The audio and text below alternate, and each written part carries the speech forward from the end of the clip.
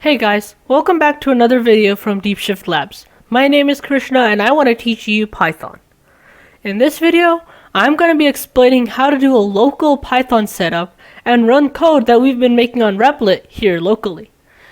And so, I'm going to be teaching how to do this in Linux, and again, in future videos, we're going to have setups done in Python, in Windows as well as Mac OS, so stay tuned for those.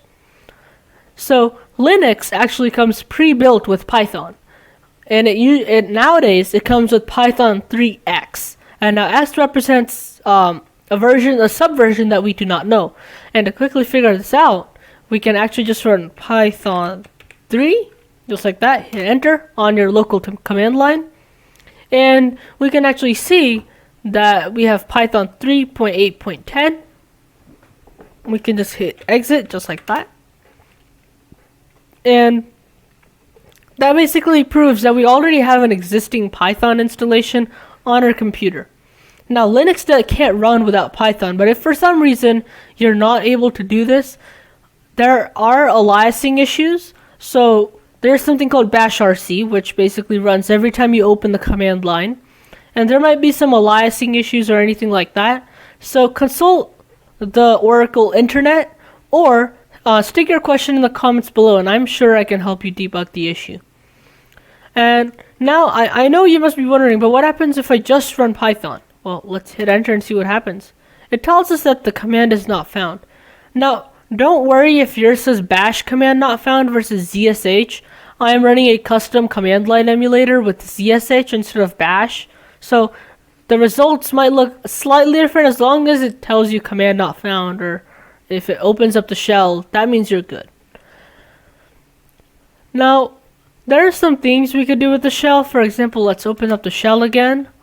And, we could run a is equal to 10, b is equal to 20, and then print a plus b. And it gives us 30, which is all good. But why would we have to manually type in these commands when we can actually just use a Python script? And so, let's go back to Replit, which is right here. And as you can see, this is the code we left from last class's video, which was introduction to functions and string manipulation for print statements. So, let's actually just take this code, we can copy it, and let us actually make a new file from it. So, let's exit this, go to your file browser, and then here's my home.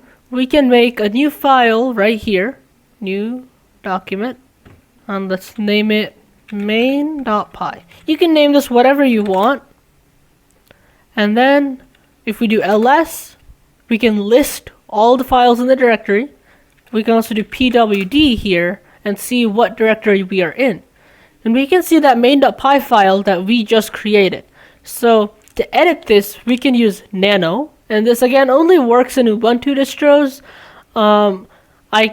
Leave a question in the comments if you want to see a tutorial done for Arch Linux or Gentoo or some other Linux port from that. And I can certainly do those videos as well. So let's first edit our Python file. So nano main.py, right? And it gets us a basic GUI editor. Now we could paste this in directly here. Except my computer has an issue of not actually putting enters in. And if your command line does the same thing, it's not a big deal. We can just go over here, use a text editor, paste our code, save it. And now, if we have that main.py, we can actually do cat main.py, which is just going to list out the contents of that file. And as you can see, our code is there. So how do we actually run this? Well, it's very easy actually. You just do python 3 main.py. And if we hit enter, there we go. We now have our program working locally. Now, I know this this is very command line oriented, and you have to use a text editor to edit the code. And my text editor actually has syntax highlighting, which is convenient. Yours may not. And so a good place to start from there would be to install PyCharm or like Sublime Text or some other editor like that. It doesn't have to be a professional editor, or even Visual Studio Code or Visual Studio, something like that would help you in your development journey. But this was the basic video on how to set up your Python installation here locally. In the next few videos, we'll also explain how to do this in Windows and Mac OS. So stay tuned for those. Like, share, subscribe, and hit the notification button so you know when we release new videos. I'm Krishna, and until next time, goodbye.